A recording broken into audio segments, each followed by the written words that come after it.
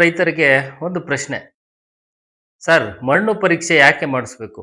Soil test ಯಾಕೆ ಮಾಡಿಸ್ಬೇಕು? ಅದರಿಂದ ಪ್ರಯೋಜನ ಏನು? ಅದಕ್ಕೆ ಎಷ್ಟೆಲ್ಲ ಚಾರ್ಜ್ ಇರುತ್ತೆ? ಸೊ ಇದೆಲ್ಲ ಗೊಂದಲಕ್ಕೆ ಇಲ್ಲಿದೆ ಉತ್ತರ. ಪೂರ್ತಿ ವಿಡಿಯೋ ನೋಡಿ. ಮಣ್ಣು ಪರೀಕ್ಷೆಯ ಪ್ರಯೋಜನಗಳು ಸಂಪೂರ್ಣ ಮಾಹಿತಿಯನ್ನು ಈ ವಿಡಿಯೋದಲ್ಲಿ ಕೊಡ್ತೇನೆ.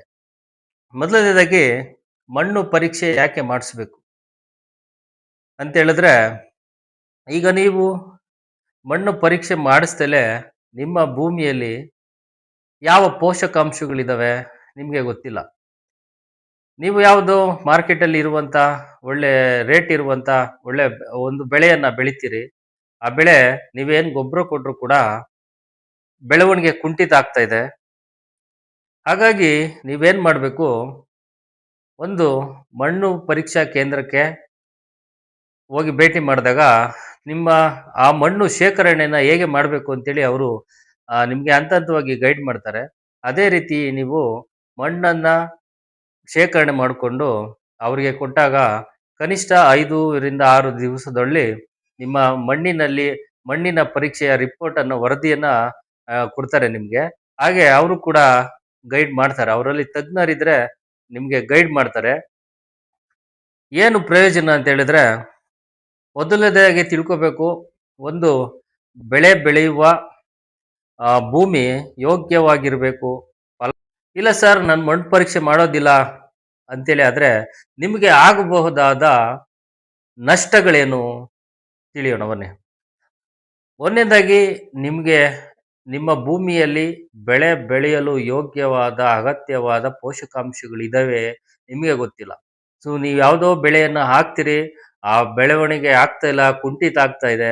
ಮತ್ತೆ ಯಾರ್ದೋ ಸಲಹೆ ತಗೊಂಡು ನೀವು ಗೊಬ್ಬರವನ್ನ ಇನ್ನಿತರ ರಸಗೊಬ್ಬರಗಳನ್ನ ಅಥವಾ ಸಾವಯವ ಗೊಬ್ಬರಗಳನ್ನ, ಕುರಿ ಗೊಬ್ಬರ, ಕೋಳಿ ಗೊಬ್ಬರ, ದನ ಗೊಬ್ಬರ ಅಂತೇಳಿ ಯಥೇಚ್ಛವಾಗಿ ಹಣ ಖರ್ಚು ಮಾಡಿ ನೀವು ಗೊಬ್ಬರವನ್ನು ಕೊಡ್ತೀರಾ.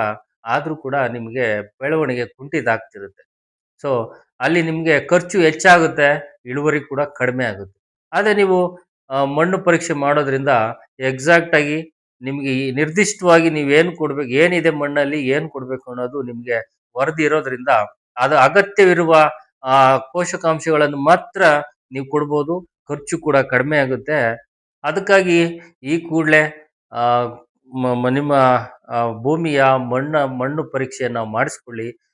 ನೀವು ನೆಲಮಂಗಲದವರು ಆಗಿದ್ರೆ ನಾನು ಮೇಲೆ ನಂಬರ್ ಕೊಟ್ಟಿರ್ತೀನಿ, ನಂಬರ್ಗೆ ಕರೆ ಮಾಡಿ. ನೆಲಮಂಗಲದಲ್ಲೇ ಈಗ ಮಣ್ಣು ಪರೀಕ್ಷಾ ಕೇಂದ್ರ ಆರಂಭವಾಗಿದೆ. 1250 ರೂಪಾಯಿಯಲ್ಲಿ ನಿಮಗೆ ಕನಿಷ್ಠ ಫೀಸಲ್ಲಿ ನಿಮಗೆ ಮಣ್ಣು ಪರೀಕ್ಷೆಯನ್ನು ಒಂದು 6 ದಿವಸದಲ್ಲಿ ಮಣ್ಣು ಪರೀಕ್ಷೆಯನ್ನು ಮಾಡಿಕೊಡ್ತಾರೆ.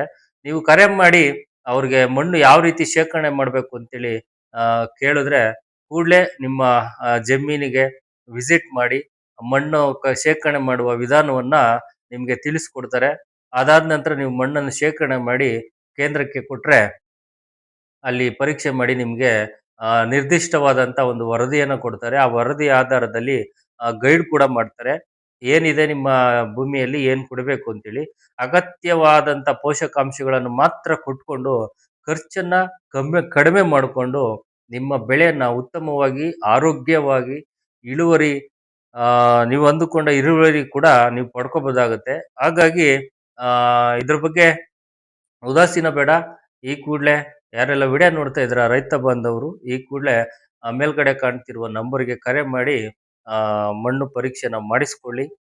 ಉತ್ತಮ ಬೆಳೆ ನಿಮ್ಮದಾಗ್ಲಿ ಅಂತ ಹೇಳ್ತಾ, ಮತ್ತಷ್ಟು ಉಪಯುಕ್ತ ಮಾಹಿತಿಗಳೊಂದಿಗೆ ಸರ್ಕಾರಿ ಯೋಜನೆಗಳು, ಸರ್ಕಾರಿ ವೆಬ್ಸೈಟ್ಗಳು ಹಾಗೂ ಉದ್ಯೋಗಿಗಳಿಗೆ, ರೈತರಿಗೆ ಉಪಯೋಗವಾಗುವಂಥ ಒಂದಷ್ಟು ಉಪಯುಕ್ತ ಮಾಹಿತಿಗಳನ್ನು ನನ್ನ ಯೂಟ್ಯೂಬ್ ಚಾನಲ್ನಲ್ಲಿ ಕೊಡ್ತಾ ಇರ್ತಾನೆ. ದಯವಿಟ್ಟು ಸಬ್ಸ್ಕ್ರೈಬ್ ಮಾಡಿಕೊಂಡು ಲೈಕ್ ಕಮೆಂಟ್ ಮಾಡೋದ್ರ ಮೂಲಕ ಸಪೋರ್ಟ್ ಮಾಡಬೇಕು ಅಂತೇಳಿ ಕೇಳ್ಕೊತ, ಎಲ್ರಿಗೂ ನಮಸ್ಕಾರ. ಸರ್ವೇ ಜನ ಸುಖಿನೋ ಭವಂತು.